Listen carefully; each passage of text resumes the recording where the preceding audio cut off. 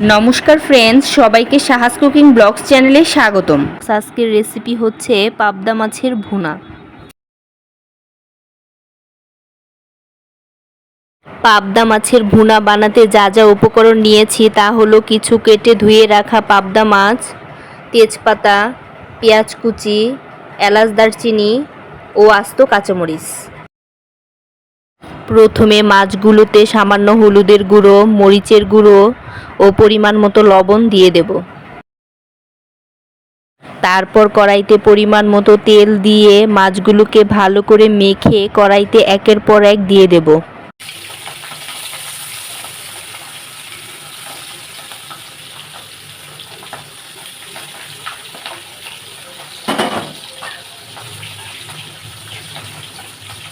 এবার মাছগুলোকে দুপাশ উল্টিয়ে একটু লাল করে ভেজে নেব।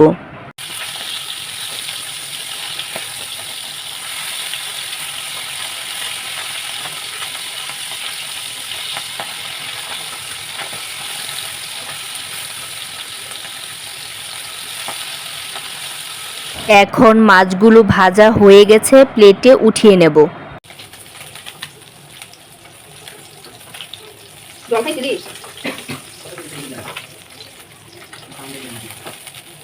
এখন কড়াইতে তেজপাতা ও এলাচ দারুচিনি দিয়ে একটু নেড়ে নেব।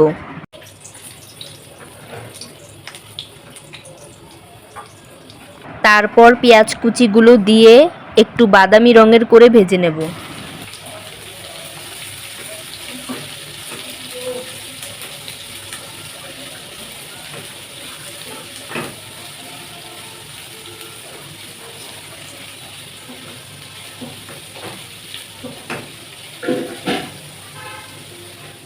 পেঁয়াজটা বাদামি রঙের হয়ে এসেছে। এখন পরিমাণ মতো হলুদের গুঁড়ো, মরিচের গুঁড়ো, ধনিয়া গুঁড়ো ও স্বাদ মতো লবণ দিয়ে দেব।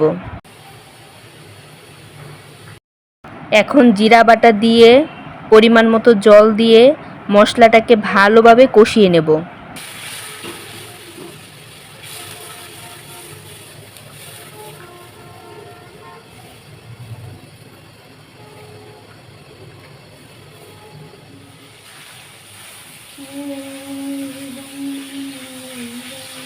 মশলাটা কষিয়ে তেল উঠে এসেছে।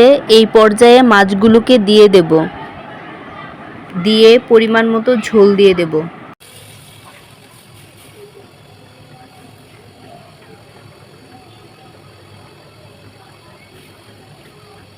এবার 2-3টা মতো কাঁচামরিচ দিয়ে দেব। এখন পাবদা মাছ ভুনাটা হয়ে গেছে। এখন পাবদা মাছ ভুনাটা হয়ে গেছে, প্লেটে নামিয়ে নেব।